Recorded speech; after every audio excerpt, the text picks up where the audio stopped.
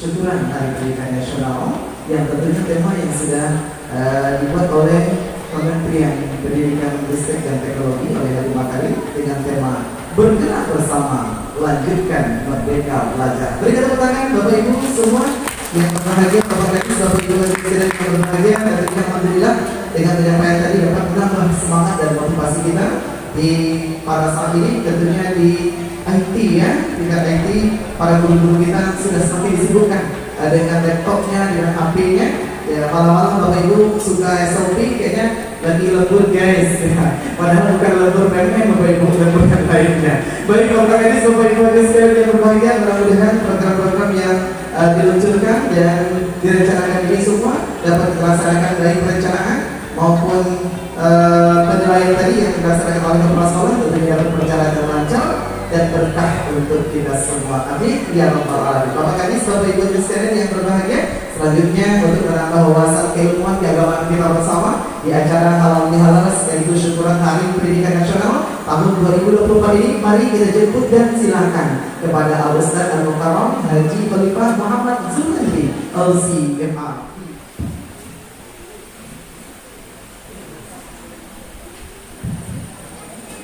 Ya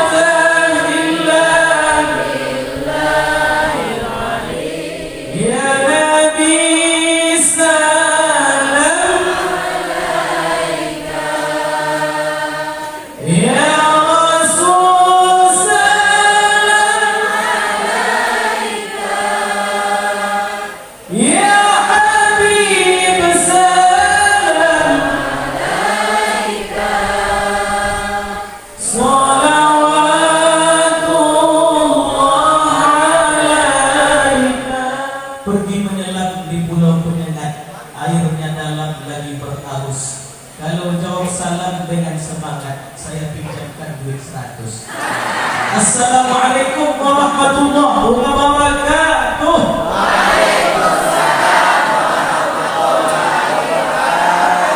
Selamat pagi menjelang siang dan salam sejahtera untuk kita semua. Alhamdulillahirabbil alamin.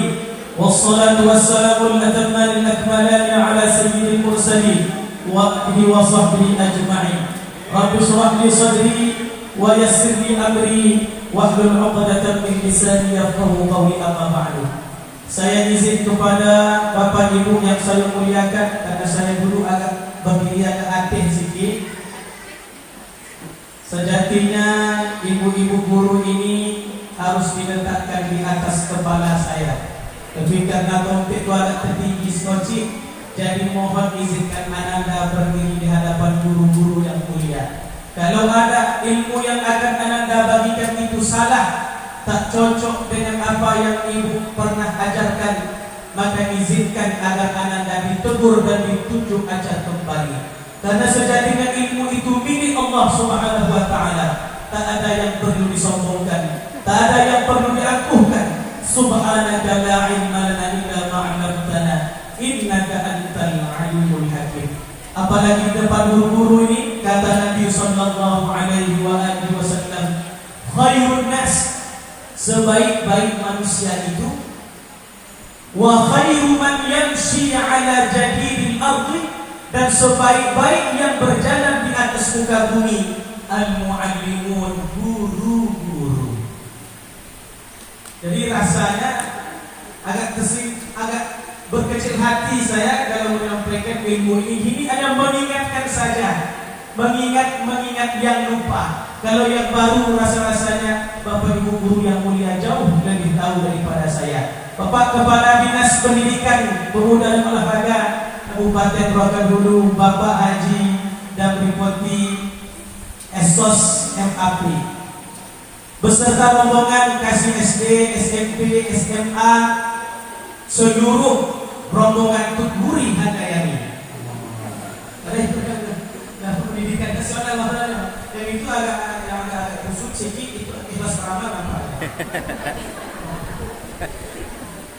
Yang sama-sama kita hormati Bapak Camat Kecamatan Kepeluhan, Bapak Gustia Hendri Esos MSI. Memang di Kepeluhan Go yang hebat yang namanya Henry dan yang namanya Zul. Iya betul ya, ayat hebat Zul namanya Henry. Makanya nama saya Zul Henry makanya. Qadarullah, ditentukan oleh Allah Subhanahu wa taala. Kita tak ada yang mulia di sini. Seluruh kita tunduk di bawah ilmu Allah Subhanahu wa taala.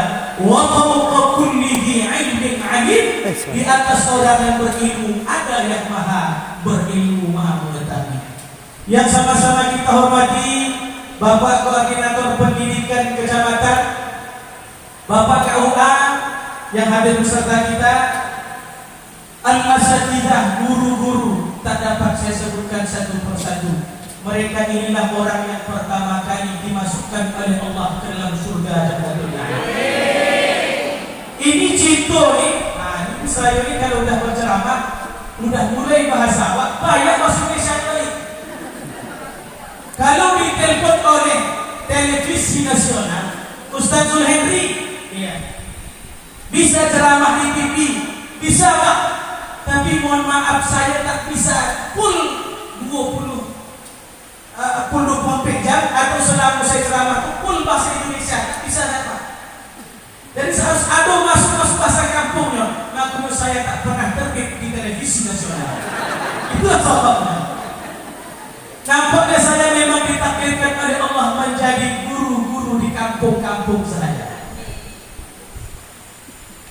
Ketika Allah Subhanahu wa taala akan memanggil para penghuni surga yang kelak akan dimasukkan terlebih dahulu, itu hanya untuk membangga-banggakan hati kita, untuk menyejuk-nyejukkan perasaan kita. Karena tadi dah dituntut mengisi aplikasi masalahnya. Lah boleh kepada itu. Dia halal ini hanya untuk dosa-dosa yang bisa dimaafkan. Tapi kewajiban mengisi aplikasi tak bisa halal. Halal itu, ini Ustaz Jamil Burunda dari sini, saudara pula menyampaikannya.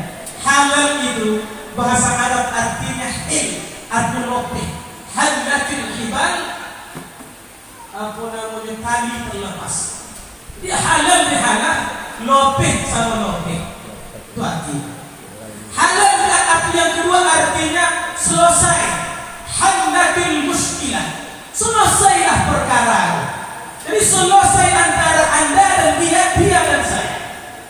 Maka disebut halal di halal. Arti halal yang ketiga artinya boleh, jawaz, halal wondoko, boleh kita makan. Makanya kalau kita pergi rumah haji, ada uang jual kurma, di sekitar kita ngomong kurma. Haji halal. Artinya halal tidak. Kalau dah banyak haram lainnya. Jadi tak semuanya halal kita udah. Yang bisa dimaafkan aja kalau banyak dosanya banyak. Belum tentu bisa halal. Harus dipreteli satu-satu. Apalagi perkara hutang.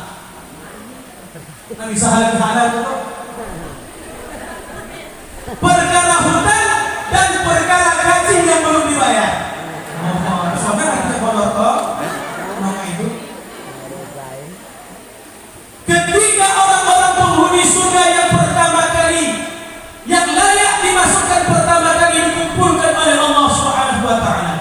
riwayatnya banyak, saya sebutkan yang ompek saja. Yang pertama, haji. Orang yang haji itu kata Nabi, al-hajjul mabrur laisa lahu jazaa illa jannah. Orang yang haji mabrur itu tak ada balasan yang layak baginya kecuali surga. Lah pasti masuk surga. Itu Pak Amir Hussein kok pasti masuk surga. Haji balik haji saya tak tahu dong. Pas haji itu wajib masuk surga. Al-hajjul mabrur, haji yang mabrur. Yang kedua, orang yang mati syahid. Saking kemuliaannya orang mati syahid itu, dia dikebumikan, dimakamkan beserta dengan darah-darahnya agar menjadi saksi perjuangan dia membela agama. Yang ketiga, al-munfiqin, orang-orang dermawan yang rajin berinfak memberi. Yang keempat, al-ulama, PGRI bahasa awalnya. Nah, jadi kalau yang mudah makanya aku arti ulama itu PGRI, Persatuan Guru Republik Indonesia. Dan saya masuk juga pokoknya, alhamdulillah mengajar. Tapi itulah saudara, kalau kami di pesantren tak ada aplikasi doang. Tapi gaji sponsor, mau pilih sekali kursi mau pikir atau banyak pikiran gaji badan. Tapi masing-masing itu. Kalau tidak kalau ada aplikasi itu pesantren siap menerima. Apa? Itu buku ceramah saja. Semuanya itu mulia. Itu punya tanggung jawab. Itu ada tuntut, ada dituntut, ada kewajiban dan ada hak.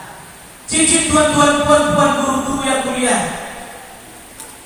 Sekilas kita memahami, mungkin yang masuk surga itu kalau tidak ulama lebih dulu, mungkin haji mabrur, atau mungkin orang yang mati syahid. Kalau kita level-levelkan, satu, dua, tiga, empat, mungkin yang paling akhir itu kalau tak ulama, sudah begitulah. Kalau kita bagian itu ulama atau dulu kan? Kalau kita orang baru anak haji itu, kalau Amir Hussein itu, kalau ditanya pasti haji mabrur nomor satu. Kalau sekarang itu marah sekali ini. Kemudian yang kedua mungkin boleh jadi bisa bila atau bisa bila hati-hati. Ternyata di dalam cerita itu dinukilkan di dalam kitab Durratun Nasihin. Itu cerita itu hikmah saja. Dipanggillah orang-orang haji mabrur. Anda layak masuk surga lebih dahulu. Apa kata haji mabrur? Terima kasih. Sebelum dia melangkah masuk surga, malaikat Ridwan bertanya, mengapa abang masuk surga lebih dulu? Kata dia, karena saya haji mabrur. Apa yang abang perjuangkan sehingga abang mendapatkan surga? Aku berjuang dengan hartanya. Beruang haji itu hanya mampu berduit saja. Walillahi 'alan nasi hajjul bait man istata'a ilaihi sabila. Hanya orang yang mampu saja. Kata orang yang mati syahid, abang baru berjuang dengan harta. Aku memperjuangkan agama dengan darahku, nyawa dari penusaknya. Mampukah abang berjuang dengan nyawa? Banyak yang tak mampu. Maka kata orang yang mampu, kalau itu mengatakan memang yang mati syahid sudah lebih layak daripada aku. Majulah yang mati syahid. Ketika mati syahid tadi mau masuk melangkahkan kaki, apa kata malaikat? Wahai si fulan, kenapa anda lebih dulu masuk surga? Karena jelas bahwasanya orang yang mati syahid itu masuk surga bighairi hisab, tanpa perhitungan.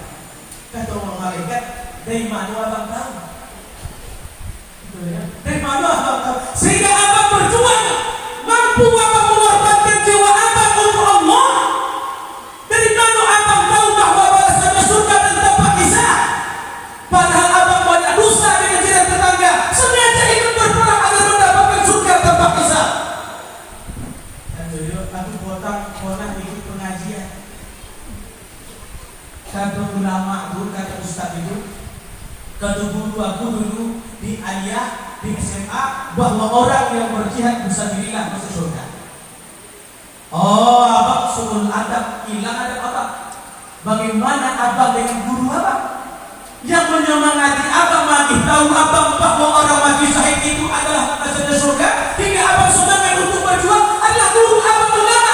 Tidak mungkin abang masuk lebih dulu daripada guru. Alhamdulillah Pak, itu masih monang dan mati syahid. Jadi memang guru pun dimuliakan dalam segala perkara. Makanya Imam Abu Hanifah ketika datang omaknya kepada dia, Imam Abu Hanifah yang mendirikan mazhab Hanafi itu, ketika datang omaknya untuk belajar agama, omaknya tentu dia merasa berkecil hati. Bagaimana mungkin orang lain mengambil manfaat dari ilmu anakku? Aku tak pernah mendapatkannya. Datang ilmu omak kanan, wahai anak, tolong ajarkan aku ilmu. Soalnya Abu Hanifah soalnya tak berapa lama dipanggil dengan muridnya Yusuf, Qabil Qutah Yusuf, murid yang paling unggul adalah Yusuf. Nanti ada di situ yang kedua baru Muhammad Asy-Syaibani. Ini termasuk guru Imam Syafi'i juga. Kata dia, wahai muridku Yusuf, tolong ajarkan omak aku. Aduh, wahai muridnya, bagaimana mungkin wahai guru, aku mengajarkan omak guru, sementara ilmu yang saya dapat dari guru. Kenapa tak guru saja langsung mengajarkannya? Apa katanya? Aku takut menjadi guru untuk anak. Karena guru mesti dimuliakan oleh muridnya, walaupun dia seorang omak. Omak mesti memuliakan gurunya. Dan dalam keadaan itu, guru itu adalah anak dia sendiri. Aku tak mau omak aku merendahkan diri di hadapanku sebagai guru. Oleh karena itu aku takut mengajarkan omakku. Biarlah dia guru atas dirimu, tidak guru atas diriku. Itu hebat guru aku. Oh, tak main-main. Imam Abu Hanifah punya guru namanya Hamad. Itu adab bersama guru ini. Kalau direkam untuk murid nanti tidak tahunya. Imam Abu Hanifah punya guru namanya Hamad. Rumah dia dengan gurunya lebih kurang 10 km jauh. Tapi bila dia tidur di malam hari, kakinya takkan menghadap ke rumah gurunya. Tuhan, malu aku cari murid ini. Aduh, kaki dia terangkulai. Imam Abu Hanifah tak berani dia. Total kena rumah gurunya, dia tidur kakinya menghadap ke sana. Imam Syafi'i, kalau ingin belajar dan gurunya sedang mensyarah menjelaskan pelajaran dan dia membalik buku itu, dibalikkannya bolan-bolan agar tak terdengar oleh gurunya sehingga mengganggu konsentrasi gurunya. Anak murid awak membawa drum. Sabar ya. Nanti baru situ macam mana derajat murid di hati guru. Sobat dulu, itu sampai asal loh. Sobat ya. Dan satu di kiri, berlomba-lomba dipanggil gurunya. Wahai guru, kata Imam Abu Hanifah, tadi aku tampak anak aku berobok-obok sendalnya guru. Kalau salah itu Tuhan, katanya, mohon maaf aku ya. Kalau salah tadi guru tadi, karena itu derajatnya kepala sekolah dari aku turun. Itu bukan masalah hapus, aplikasi tak dilaksanakan. Tidak menghargai presiden, kalau untuk turun derajat Allah. Mohon maaf Khalifah, katanya kalau salah aku minta maaf. Apa kata Khalifah? Tak salah. Kalau bisa lebih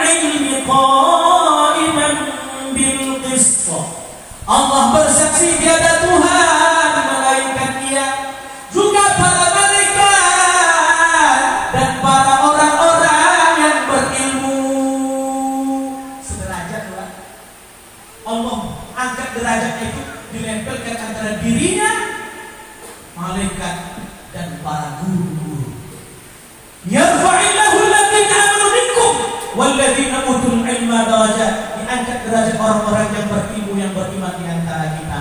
Di sisi Allah mulia.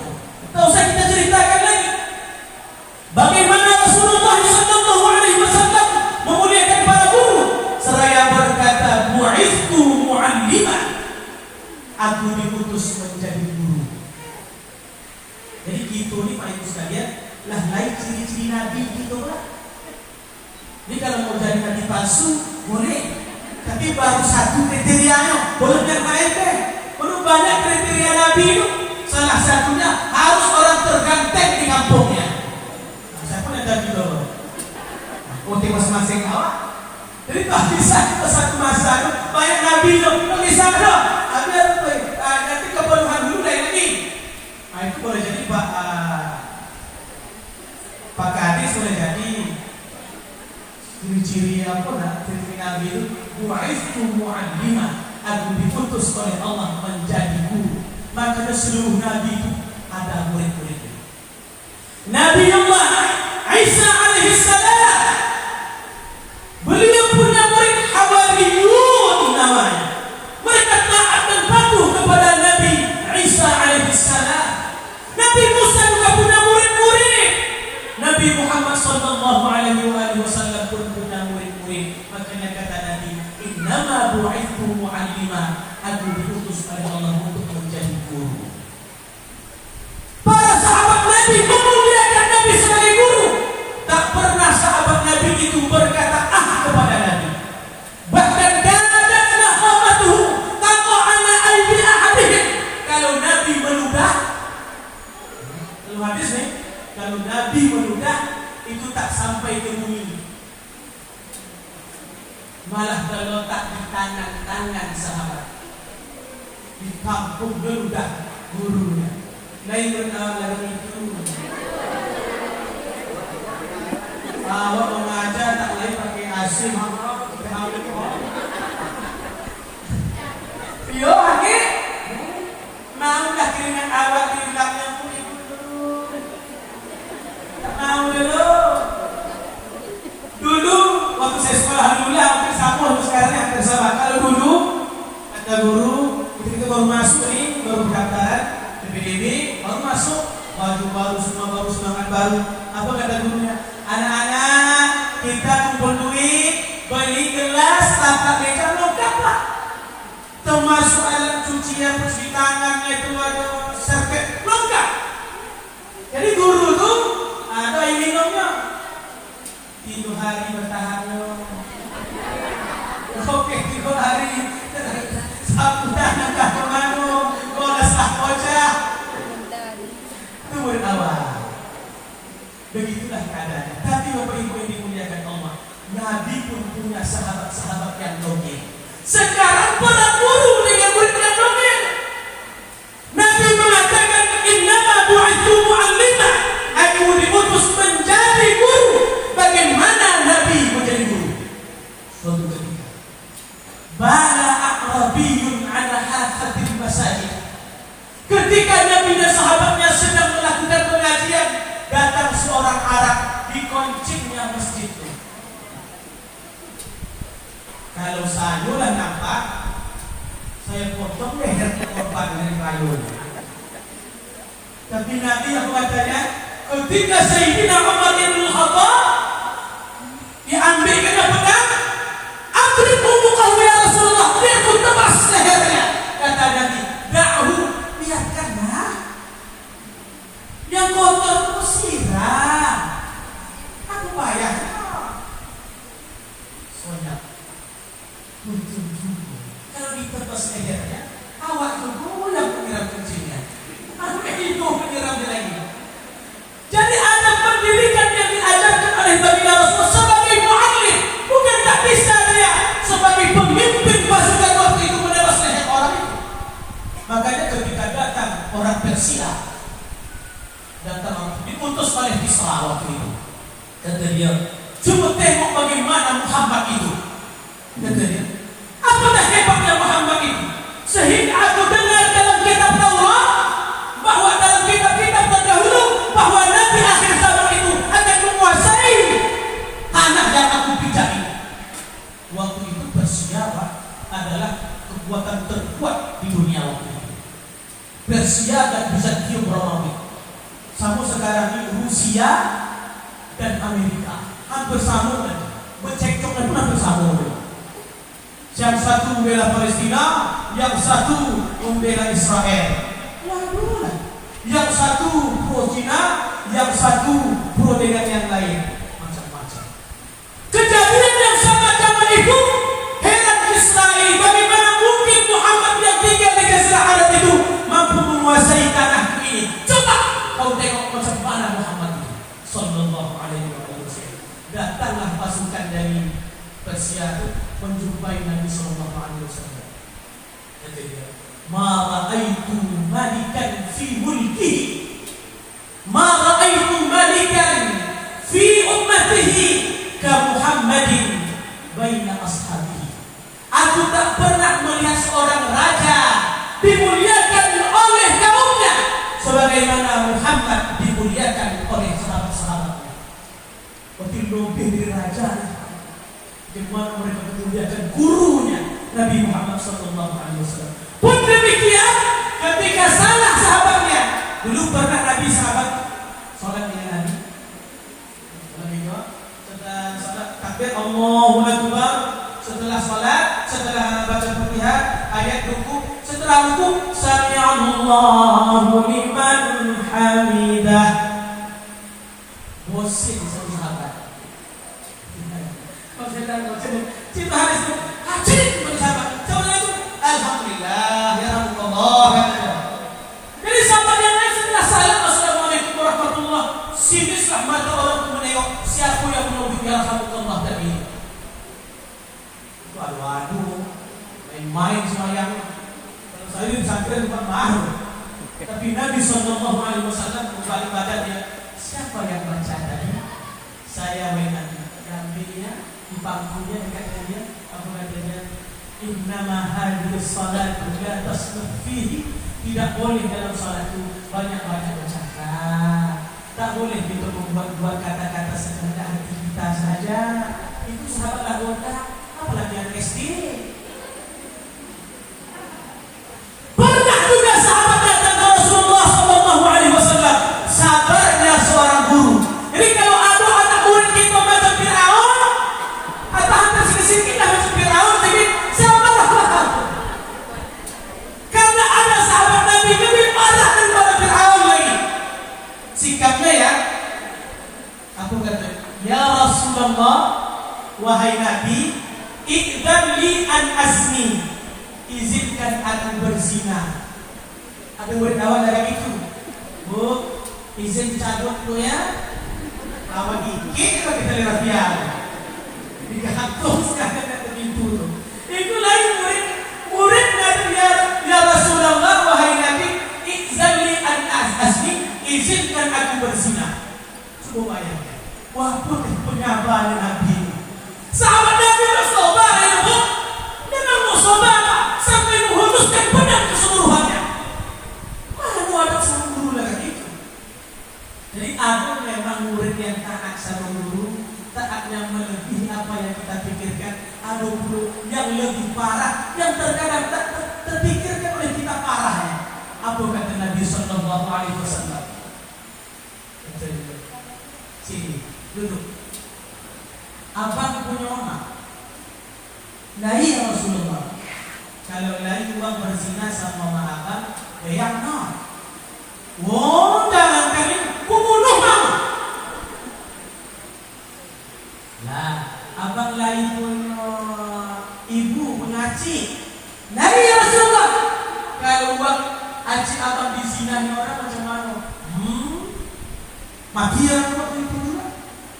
Abang punya akak, punya abang, kamu selalu sampai ke anaknya punya. Kalau seandainya orang menzinahi saudari abang, anak abang, bagaimana rasanya? Marah luar biasa ya Rasulullah. Biar aku mati untuk membela. Kata dia, yang akan abang zinahi nanti itu tak lepas dari mungkin mama orang, atau waci orang, atau adik orang, atau kakak orang, atau anak orang. Bagaimana abang boleh tak ikhlas pada diri abang, tapi abang boleh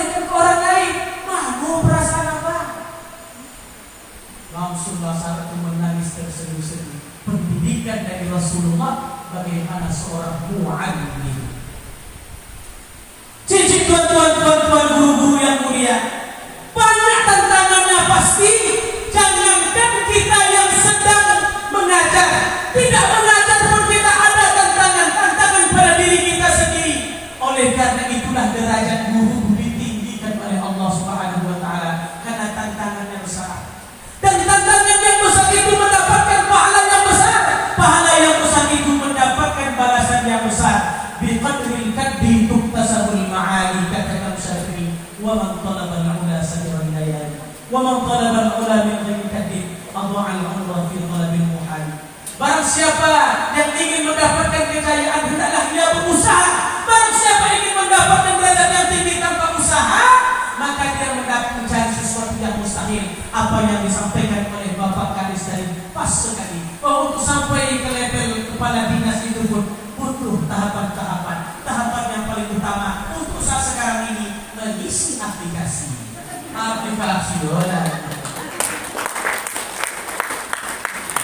Cincin tuan-tuan yang dimuliakan Allah, kalau bercerita tentang guru ini tak ada habis-habisnya. Tapi izinkan ananda yang dhaif, yang lemah, yang bodoh ini menyampaikan sedikit nasihat kepada kita bersama untuk guru-guru, lebih lagi kepada diri ananda sendiri. Hendaklah kita menjadi suri tauladan yang baik. Karena apa yang kita ajak melalui lidah tidak akan sedalam yang berbekas dalam hati anak kita bila kita tunjukkan dengan perbuatan kita. Istilah di dalam pendidikan kitanya ingarso sumtulon. Ada keteladanan yang harus ditunjukkan. Kalau tak ada keteladanan, tak masuk ke hati mereka. Makanya dulu saya sudah ulang-ulang cerita ini. Omak saya meninggal 2012. Sampai detik saat sekarang ini, mimpi terkena omak tak pernah ingat. Bahkan dulu sampai sekarang ini, kalau abang saya juga sekarang di Malaysia, kalau kami memberi sesuatu walaupun hanya seteguk air, tak pernah kami lupa mengatakan engkau sedekah untuk omak. Apa sebabnya? Tak pernah omak saya berwasiat. Demi Allah saya tak pernah dengar. Entah pada abang saya, nak kalau mati omak nanti tolong sedekah untuk omak. Tak pernah. Nak kalau meninggal omak nanti sialah ke makam omak. Tak pernah sama sekali. Tapi ketika saya masih kecil belia, rumah saya lupa menghadap ke kuburan. Rumah saya loteng menghadap kuburan. Makanya bocor udah kawan akrab rasanya. Kalau sekali-sekali 2 kali tak jumpa, rindu dah saya. Memang kalau berkali-kali kita jumpa, hilang rasa takut itu. Tapi kalau kadang-kadang kita takut, maka berdoalah sering jumpa dengan mereka. Akhirnya saya tengoklah omak saya setiap pagi dan sore. Setiap pagi dan sore setelah sholat subuh, omak saya dibawalah kain. Macam kain apa namanya, kain lat itu berdua. Dibawanya kain itu ke makam omang dia, dibersihkan. Setiap pagi waktu bersihkan. Dia pakai pakai mukena dia tu. Kalau bahasa awalnya terlopong, pakai terlopong itu harus bersih. Kami yakin nengok lah, awak ke sekolah, tuan nampak sih bawa mandi situ. Omak luar biasa sayang sama ayah. Dalam hati nengok. Setiap sore itu juga buat habis sholat asar tu datang ke makam omaknya, makam ayahnya mengaji dia. Dan setiap ada omak saya jual es. Jual pok es omak saya itu. Kalau ayah saya itu tukang potong kayu. Makanya banyak habis kayu beliaunya ayah saya potong. Tapi tak dia pensiun. Jadi omak saya itu kalau omak macam mana saya omak. Setiap dia beri sedekah ada istighfar. Ada SD ini kadang bosannya 2.000 berapa duitnya cuma 2.000, padahal satu es krim apa nama pokoknya itu 2.000 satu plastik. Dia beli 2.000 sudahnya satu beri sedekah dan juga. Aku berdoa senang sedekah ikut sedekah rumah ayah aku ya. Jadi apa yang ditanamkan melalui perbuatan lebih dalam dan lebih berbekas dari apa yang ditanamkan melalui lidah, melalui ucapan, dan itu berbekas sampai detik sekarang ini, tak pernah tinggal. Dulu kami Jadi banyak dulu perjuangan. Dulu waktu bangkrut, Omak aku dijaya kami itu makannya. Saya pun butuh kali, walaupun nampak gemuk, nampak butuh kali boleh. Model tuh, biar pakaian itu tadi nampak tuh. Tapi kalau kali buka loh, macam artis Korea. Kalau dibuka peci kok, jangan bahagia nanti. Buku satu je lah. Tapi kalau menengok jumlah bapak ni memang betullah firman Allah, lidzakari mithlu hadzil unsayain. Maka laki-laki mendapatkan dua bahagian dari perempuan. Kalau itulah banyak perempuan bahagia. Kalau itu kita sudah tahu rumah, bisa timbul sampai. Entah karena memang jarang yang datang atau macam mana, memang banyak ibu-ibu ini. Cincin tuan-tuan yang dimuliakan Allah, berangkatlah saya pergi muandah. Muandah itu tidur di hutan. Karena di rumah itu tak ada lagi mesin masak. Terakhir kami makan waktu itu hanyalah bubur nasi bubur, lebih banyak airnya lagi daripada nasinya itu. Itulah pakai garam atau pakai kecap. Setiap hari makan. Akhirnya kami anak jaga ibu sama ayah ngompet kami makan. Omak tu lain lagi ada dari rumah sekali rusaknya, tapi jauh. Apa kata abang saya, dik, kata dia, tengok amak tu, tu amak tidak ada tu. Oh, cuma dia tengok kali ni, dik. Aku itu, bang, amak tu nangis, dik. Susah ini. Semua itu perjuangan dari ibu, dan ibulah yang menjadi mu'alim. Nasihat untuk kita bersama, jadilah qudwah bagi anak murid kita. Maka Allah Subhanahu wa taala melarang kita kalau kita menyuruh seorang murid, kita melakukan sebaliknya. Kita ajarkan dia suatu pekerjaan tapi kita lupa melaksanakan. Kabura maqtan 'inda Allah. Sungguh besar kemurkaan Allah. Anta qulu ma la taf'alun. Engkau ajar apa yang tak kau lakukan. Oh, tapi kata Nabi unsur ma qala wa la tanzur man qala ya ustaz. Kata Nabi, lihatlah apa yang disampaikan bukan siapa yang menyampaikan. Salah kaprah kita. Unsur ma qala wa la tanzur man qala. Itu bagi murid, bukan bagi guru. Bagi guru kamu rahmatan inda Allah an taqulu ma la taf'alun. Besar marah Allah kalau kita menyuruh dan tidak kita lakukan. Tapi selaku murid, pegangannya bukan itu. Kalau itu dipegang murid, berapa banyak kita disalahkan murid. Hai guru, kau yang salah. Akhirnya sukul adab dengan guru. Tapi selaku murid pegangannya udzur maqala wa la tanzur man qala. Wahai murid, tengoklah apa yang disampaikannya. Jangan tengok siapa yang menyampaikan. Jadi tempatkan bersampai. Berkali-kali saya sampaikan juga di beberapa pengajian. Dalam Al-Quran, la nuridu minkum jazaa wa la syukura. Kami memberi, tidak mengharap balasan. Bahkan ucapan terima kasih pun tidak kami butuhkan. Itu bagi pemberi. Tapi bagi orang yang menerima pemberian, bukan ini pegangannya. Pegangannya hadis Nabi, man lam yashkurin nasa lam yashkurillah. Orang yang tak tahu berterima kasih dengan manusia, dia tak akan pandai bersyukur kepada Allah. Jadi bukti kita bersyukur kepada Allah, harus berterima kasih kepada kepala sekolah, kepada pengawas, kepada kasih-kasih, memudahkan urusan kita. Betul Pak? Saya sangat berterima kasih sekali. Makanya sekali-kali saya kirimkan udang pukul, kacang pukul, itu bonus Pak. Bukan sogok. Ucapan terima kasih kita diberi tanpa diminta, sadar tanpa diberitahu. Itu bang Imam satu ketentengan dari Pak Prabowo, hadis agak kena. Saya jumpa ketua panitia, bapak kepala sekolah kami kan. Harus pandai menempatkan di jangan dibalik-balik. Orang yang diberi tak tahu terima kasih, orang yang memberi malah minta balasan. Aneh. Satu lagi terakhir, bagaimana menempatkan pada tempatnya. Ketika suami istri menikah, pegangannya bukan istri taat kepada suami. Nah itu pegangan dulu. pegangannya. Wa wassaynal insana biwalidayhi. Allah berwasiat agar berbakti kepada mama ayah. Itu bagaimana suami istri. Ini kalau seandainya lakinya banyak malu mamanya, paham tak? Oh, itu nanti dituntut berbakti sama orang ayah. Ketika nampak lelaki, bagaimana istrinya jarang ke rumah ayahnya? Ente, rumah ayah deh, kok pulang tak rumah ayah nak?